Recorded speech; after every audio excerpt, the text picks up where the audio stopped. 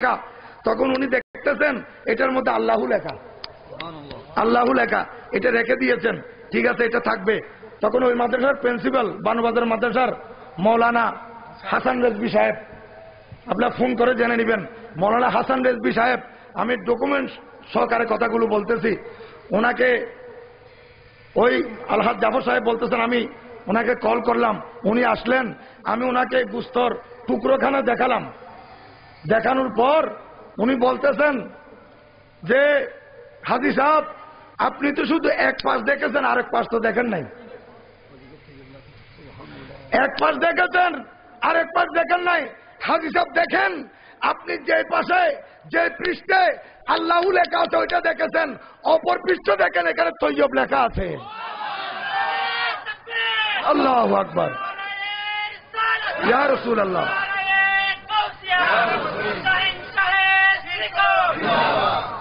দেখেন কেমন বলিয়ে কামেলের উরসে পাক আপনারা করতেছেন, উনি আল্লাহর দরবারে কেমন মকবুল হয়েছেন, আল্লাহ আমার নবীর এই আওলাদকে কেমন ভাবে কবুল করেছেন। রসুল পাক সাল্লাল্লাহু আলাইহি ওয়াসাল্লাম হাদিসে পাকে ইরশাদ করেন, ইন্না আউলিয়াই মিন ইবাদি, আমার বান্দাদের মধ্যে আমার কতগুলো ওলি আছে, ওয়া আহিব্বাই মিন খালকি, আমার সৃষ্টির মধ্যে আমার কিছু বন্ধু আছে, আল্লাযিনা ইউযকারুনা বিযিকরি ওয়া উযকারু বিযিকরিহিম, যাদের আলোচনা আমি আল্লাহর আলোচনার মধ্যে হয়ে যায়, যেখানে আমি আল্লাহর জিকির হয় সেখানে আমার বন্ধুদের জিকির হয়ে যায়। আল্লাযিনা ইউযকারুনা বিযিকরি, যাদের জিকির যাদের আলোচনাও আমার জিকিরের মাধ্যমে হয়ে যায়, ওয়া উযকারু বিযিকরিহিম, আমার প্যারা নবী হাদিসে পাক বলতেছেন, হাদিসে কুদসি আল্লাহ পাক বলেন আমার বন্ধু এমন কিছু আছে যাদের আলোচনা হয়, যেমন এইখানে হুজুর কেবলা আল্লামা সৈয়দ মোহাম্মদ তৈয়ব শাহ রহমতুল্লাহ আলাইহির আলোচনা হচ্ছে, এখানে আমরা হুজুর কেবলার আলোচনা করতেছি, আর এদিকে হাদিসে পাকের মধ্যে আছে ওয়া উযকারু বিযিকরিহিম, আল্লাহর নবী হাদিসে কুদসি বর্ণনা দিচ্ছেন, আর আমার এমন কিছু বন্ধু আছে যখন মজলিসের মধ্যে আমার ওই বন্ধুদের আলোচনা হয়, আমার বন্ধুদের আলোচনার মধ্য দিয়ে আমার আলোচনা হয়ে যায়। এখানে হুজুর কেবলা তৈয়ব শাহ রহমতুল্লাহ আলাইহির জিকির চলতেছে, আলোচনা চলতেছে, মূলত হুজুর কেবলার এই জিকিরের মধ্য দিয়ে আল্লাহর জিকির হয়ে যাচ্ছে, এটা হাদিসে কুদসি। যেমন এই মাইক, আমি যদি বলি স্পিকার এটা খুব ভালো, মাইকের হরনগুলো খুব ভালো, সাউন্ড খুব ভালো হচ্ছে, স্পিকার খুশি হবে না মাইকের মালিক খুশি হবে? মালিক খুশি হবে, কারণ এই স্পিকার যিনি কিনেছেন অথবা যিনি বানিয়েছেন, এই স্পিকার ভালো, এই কথার মাধ্যমে স্পিকার যে বানিয়েছে তার প্রশংসা হয়ে গেছে, হয়েছে কিনা? অনুরূপ ভাবে যখন তৈয়ব শাহ হুজুর কেবলার আলোচনা হবে, শাহিন শাহ শ্রীকুটের আলোচনা হবে, গৌসুল আজম মাইজবান্ডের আলোচনা হবে, শাহে আমানতের আলোচনা হবে, শাহজালালের আলোচনা হবে, আল্লাহর ওলি গৌসে পাকের আলোচনা হবে, খাজা গরিব নওয়াজের আলোচনা হবে, তখন আল্লাহর ওলিদের আলোচনার মধ্য দিয়ে আল্লাহর জিকির হয়ে যায়। কেন? আল্লাহর ওলিদেরকে এই ধরনের কারামত, এই ধরনের বেলায়ত, এই ধরনের শান শওকত দিয়েছেন কে? আল্লাহ। এই জন্য আল্লাহর ওলিদের আলোচনা যখন করা হয়, মূলত এদের আলোচনার মধ্য দিয়ে আল্লাহর জিকির হয়ে যায়। আর আল্লাহ পাক ওনাদেরকে এমন ক্ষমতা দিয়েছেন, আমরা যখন আল্লাহর ওলির দরবারে বসি, শাহিন শাহ শ্রীকুটের দরবারে বসি, আমার হুজুর কেবলা আলমের দরবারে বসি, তখন আমরা ওলির দরবার থেকে ফয়েজ পাই। হয়তো অনেকে বলে যে আমি অনেক দূরে, হুজুর কেবলার সামনে বসতে পারি নাই, এই জন্য আমার হুজুর কেবলা সৈয়দ মোহাম্মদ তৈয়ব শাহ রহমতুল্লাহ আলাইহি মোহাম্মত নামার মধ্যে বারবার লিখতেন, বা মনে দরিয়া মনে পেশে মনে, বে মনে পেশে মনে দরিয়া মনে। হুজুর কেবলা বলতেন, যার কাছে আমার মোহাম্মত আছে, যার অন্তরে আমার ভালোবাসা আছে, সে দূরে থাকলো আমার কাছে, সে দূরে থাকলো আমার কাছে, আর যার অন্তরে আমার ভালোবাসা নাই, সে আমার পাশে থাকলো অনেক দূরে। কারণ হযরত ওয়াইসুল করনী রাদিয়াল্লাহু তাআলা আপনারা জানেন, উনি ছিলেন ইয়েমনে। কোথায় ছিলেন? ইয়েমনের এক প্রান্তে করণ শহরে। আর আমার নবী মসজিদে নবীতে বসে সুঘ্রাণ নিচ্ছেন, বাতাসের সাথে। সাহাবা একরাম জিজ্ঞাসা করলেন, হুজুর আপনি যে নাক মুবারক দিয়ে সুগন্ধি নিচ্ছেন, কই আমাদের কাছে তো বাতাস আসতেছে, সুগন্ধি কোথায়? আমার নবী বলেন, তোমরা পাচ্ছ না, আমি পাচ্ছি। কেন? এ বাতাস যেগুলো আসতেছে এগুলো করণ শহর থেকে আসতেছে, ইয়েমন শহর থেকে আসতেছে। এই ইয়েমন থেকে আসা বাতাস এখানে আমার ওয়াইসুল করেনি, দাঁতভাঙ্গা প্রেমের খুশবু আমি পাচ্ছি। আর আবু জেহেল তো একেবারে আমার নবীর ঘরে ছিল। আবু জেহেল কোথায় ছিল? মাত্র একটা পার্টিশন। চাচা ঘর বাক হলে, চাচারা যখন চাচা জেঠারা যখন বাক হয়ে যায় তখন ঘরের মাঝে কি দেওয়া হয়? পার্টিশন দেওয়া হয়, প্রাচীর তুলে দেওয়া হয়। আবু জেহেল, আবুল আহাব এবং আমার নবীর ঘর মাত্র পার্টিশন, দূরত্ব এতটুকু। কিন্তু আবু জেহেল নবীর কাছে থেকেও কি কাছে না দূরে? দূরে। আর হযরত ওয়াইসুল করণী দূরে থেকেও কাছে। অনুরূপ ভাবে আল্লাহর ওলিদের মহব্বত যদি আপনাদের অন্তরে থাকে, সায়েন্স সিকুলের ভালোবাসা নিয়ে যদি বসেন, আপনি একেবারে পর্দার অন্তরায় আছেন, কিন্তু ওলির বেলায়েতের রাডার থেকে আপনি দূরে নয়। আল্লাহর ওলির বেলায়েতের যে রাডার আল্লাহ দিয়েছেন ওইটা থেকে আপনি দূরে নয়। মনে রাখবেন, বাতিলপন্থীরা বলে যে তোমরা ওলির দরবারে কেন যাও, ওখানে আবার ফয়েজ পাও বলো। আমরা বলি হ্যাঁ, আমরা ওখানে ফয়েজ পাই। কেন? এতক্ষণ কোরআন হাদিসের দলিল দিয়ে আমি আপনাদেরকে প্রমাণ দিয়েছি, এখন আর কোরআন হাদিস দিয়ে নয়, এখন আপনাকে বৈজ্ঞানিক দৃষ্টিতে দেবো আপনাদেরকে। যেমন মনে করেন, এখানে আমার মোবাইলের মধ্যে একটা নাত রসুল বেজে উঠলো। মৌলানা নুরুল আফসার শরীফ সাহেব বলছেন, আপনার নাত রসুলটা খুব সুন্দর, আমাকে একটু দেন। আমি কি বলবো? আপনি ব্লুটুথ অন করেন। ছোট মুরব্বীদের থেকে ওই যুবকেরা ভালো বুঝবে, আবার যুবকদের থেকে ছোটরা ভালো বুঝবে, ছোটদের থেকে আবার একেবারে বেশি ছোট যারা প্রাইমারি এরা আরো ভালো বুঝে মোবাইল চালানো। যত বেশি ছোট তারা তত বেশি বুঝে মোবাইল। দেখেন, ব্লুটুথ অন করেন। উনি যখন ব্লুটুথ অন করলেন তখন আমি বললাম যে আমার ডিসপ্লের মধ্যে তো এখানে অনেক নম্বর এসে গেছে, আপনার মডেল নম্বর বলেন। তখন উনি আমাকে বললেন 6251 ক্লাসিক। তখন আমি 6251C দেখে ওখানে সেন্ড করে দিলাম যে নাত রসুল আমার এখানে বাঁচতেছিল, এখন শরীফ সাহেবের ওখানে বাঁচতেছে। ঠিক কিনা বলেন? বাঁচতেছে। সভাপতি সাহেব বলতেছেন আমাকে দেন, ওনাকে দিলাম, ওনার ওখানে বাঁচতেছে। আমার মুরব্বী হাজি সাহেব উনি বলতেছেন আমাকে দেন, ওনাকে দিলাম। মৌলানা নুরুল কুদ্দুস সাহেব ওনাকে দিলাম। আরিফ সাহেব বলতেছেন আমাকে দেন, ওনাকে দিলাম। আমার মুরব্বী বলতেছেন আমাকে দেন। স্টেজে সবাইকে দিলাম, মাহফিলে সবাইকে দিলাম, পুরা হাটাদারিতে দিলাম, ফটিকছড়িতে দিলাম, পুরা চট্টগ্রামবাসীকে দিলাম, পুরা বাংলাদেশের লোকদেরকে দিলাম। এখন আমারটা কি শেষ হয়ে গেছে?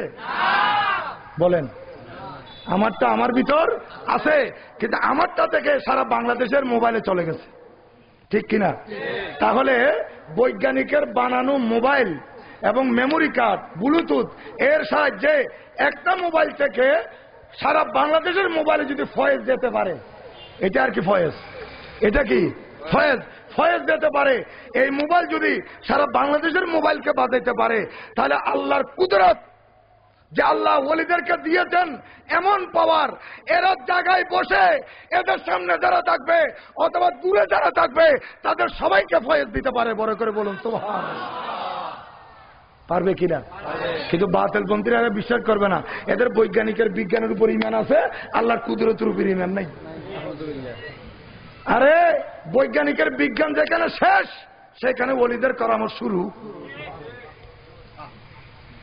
বৈজ্ঞানিকের বিজ্ঞান যেখানে শেষ, সেখানে নবীর মর্যাদা শুরু। বৈজ্ঞানিকের বিজ্ঞান যেখানে শেষ, সেখানে আল্লাহর কুদরত শুরু। কেন বলছি? দেখেন, এই হাদু চৌধুরী জামে মসজিদের পুকুর, এই পুকুরের পানি চাইনার যত বৈজ্ঞানিক আছে, আমেরিকার যত বৈজ্ঞানিক আছে, জাপানের যত বৈজ্ঞানিক আছে, ফ্রান্সের যত বৈজ্ঞানিক আছে, সবাইকে এখানে দাওয়াত দেন। ঈদগাহে এদের থাকার একটা ব্যবস্থা করে দেন অস্থায়ীভাবে, এবং এদেরকে গবেষণা করতে দেন। যে গবেষণা আপনারা চালু রাখেন, গবেষণা চালাতে চালাতে আপনারা একটাই কাজ করবেন, কি যে হাদু চৌধুরী জামে মসজিদের পুকুরের পানি একটা বদনার ভিতর ঢুকাইতে হবে।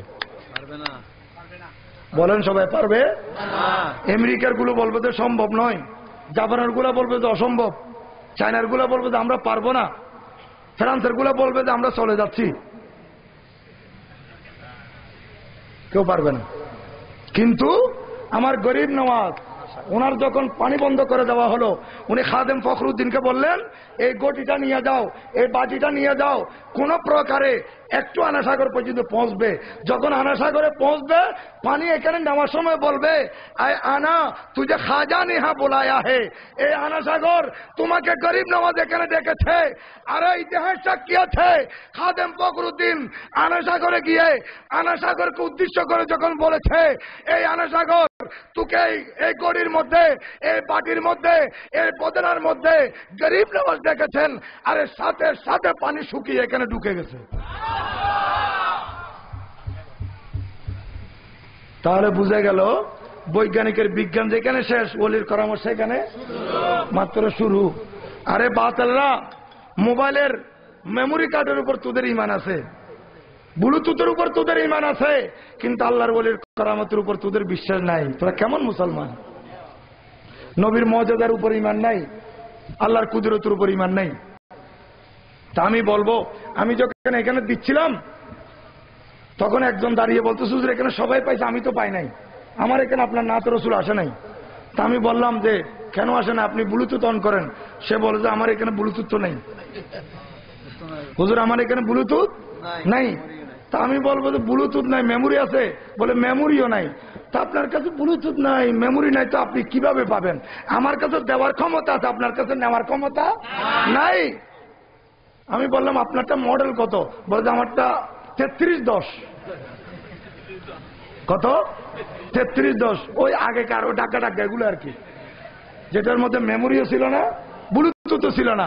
তাহলে আজকে আমি বলবো আমরা সুন্নিরা এই বিজ্ঞান থেকে শিক্ষা নিয়ে গেলাম। আমরা ওলির দরবারে যখন বসি তখন আমাদের ইমানের ব্লুটুথ খোলা থাকে, মহব্বতের মেমোরি কার্ড খোলা থাকে।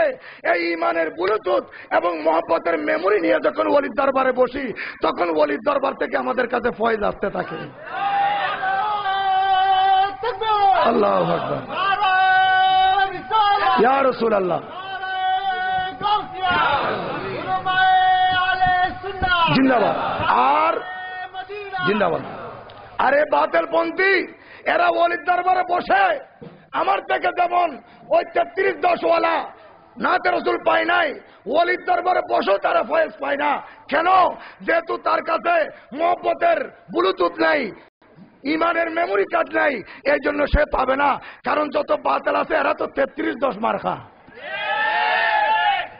যত বাতিল আছে এরা 3310 মার্কা। আমি বলবো ভাই, যদি কোন 3310 মার্কা বাতিল থাকেন তাহলে 3310 এটা মডেল চেঞ্জ করেন।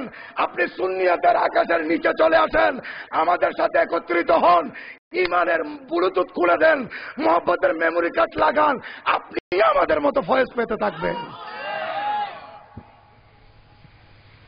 আমরা ওলির দরবারে আসলে এইভাবে আমাদের কাছে ফয়েজ আসে এবং এইভাবে আসতে থাকবে। তো বলতেছিলাম আমার হুজুর কেবলা আলমের অনেক কারামত, অনেক কারামত, কি বলবো। খতিব বিরাট আমার জামিয়ার পূর্ব পাশে, ওখানে মাহবু নামে এক আমাদের পীর ভাই আছে, আমার হুজুর কেবলার খুব আশেক। সে বলে হুজুর কি বলবো,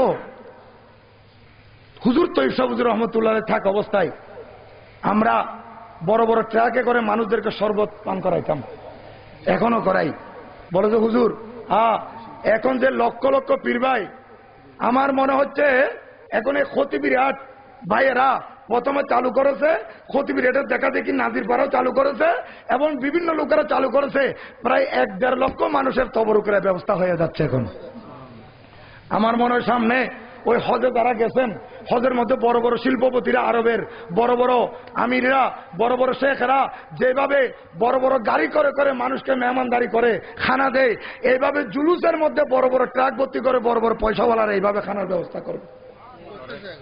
এখনো করতেছে করতেছে, দেখেন অভাব নাই কোনো কিছুর।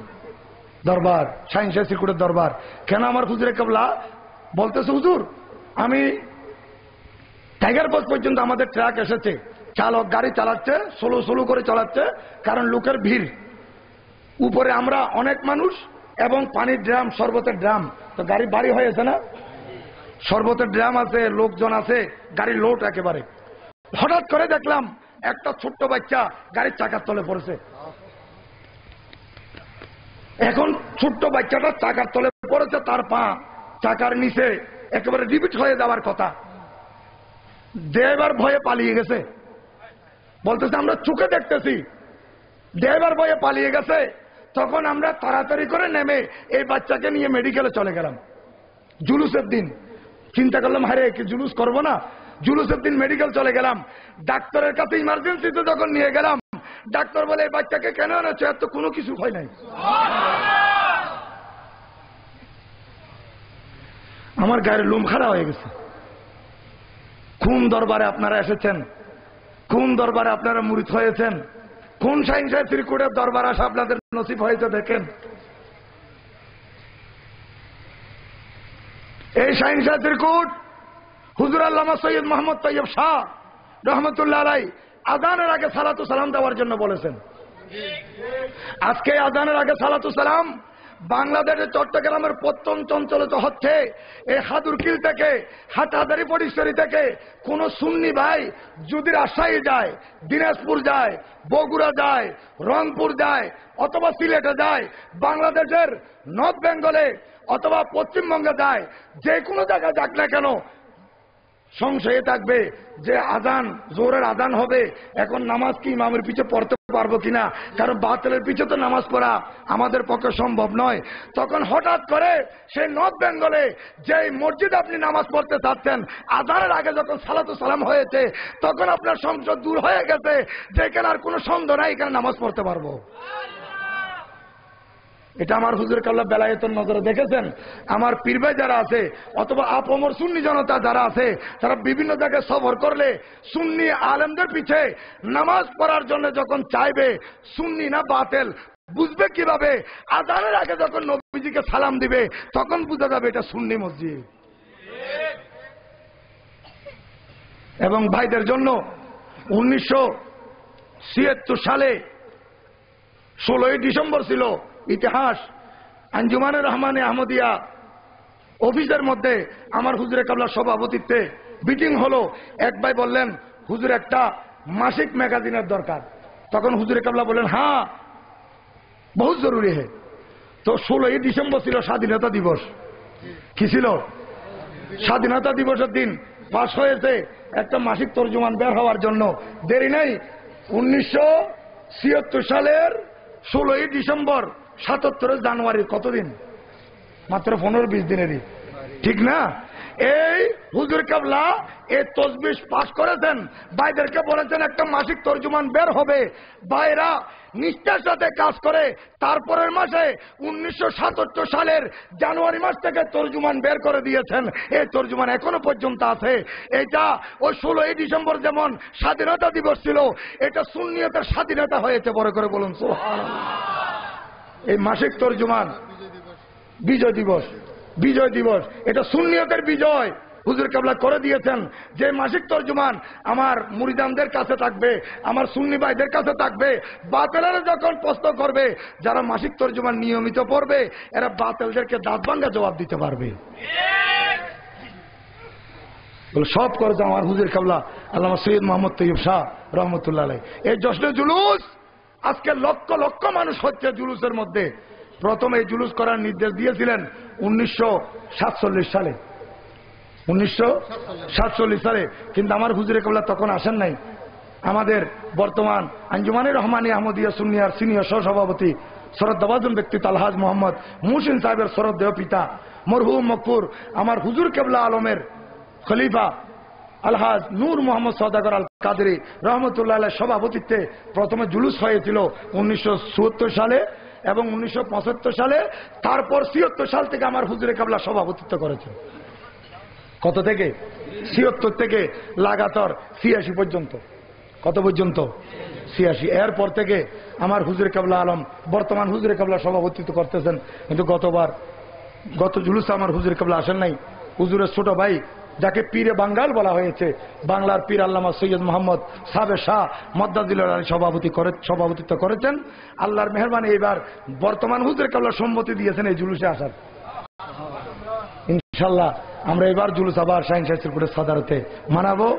আল্লাহর দরবারে ফরিয়াদ করব বর্তমান হুজুরে কাবলাকে আল্লাহ যাতে হায়াতে খিজরি নসিব করেন, এবং হুজুরে কাবলার যত মুরিদান আছেন, আমাদের যত পীরবে আছেন, সবাইকে আল্লাহ ইজ্জতের জিন্দেগি নসিব করুন, সবাইকে আল্লাহ খুশহালি দান করুন। যারা এই মাহফিলের জন্য এত টাকা পয়সা দিয়ে এই মাহফিলের খাটনি করেছেন, বিদেশ থেকে পর্যন্ত ভাইয়েরা এখানে শরীক হয়েছেন, আজকে এই গৌসিয়া কমিটি বাংলাদেশ হাদুরকিল ইউনিট শাখার ভাইদের অক্লান্ত পরিশ্রমের বিনিময়ে আজকে সুন্দর মাহফিল ওনারা সাজিয়েছেন। আল্লাহ পাক জাল্লা শানুহু এই মাহফিলকে কবুল আর মঞ্জুর করুন, সবাই বলুন আমিন। এবং যে হুজুর কেবলা আলমের আজকে ওরসে পাক আল্লামা সৈয়দি সনদি মখদুমি আল্লামা সৈয়দ মোহাম্মদ তৈয়ব শাহ রহমতুল্লাহের ওরসে পাক, এটা এখানে যে তবরুকের ব্যবস্থা করা হয়েছে, এই তবরুকগুলো আমাদের জন্য সেবা হিসেবে কবুল করুন।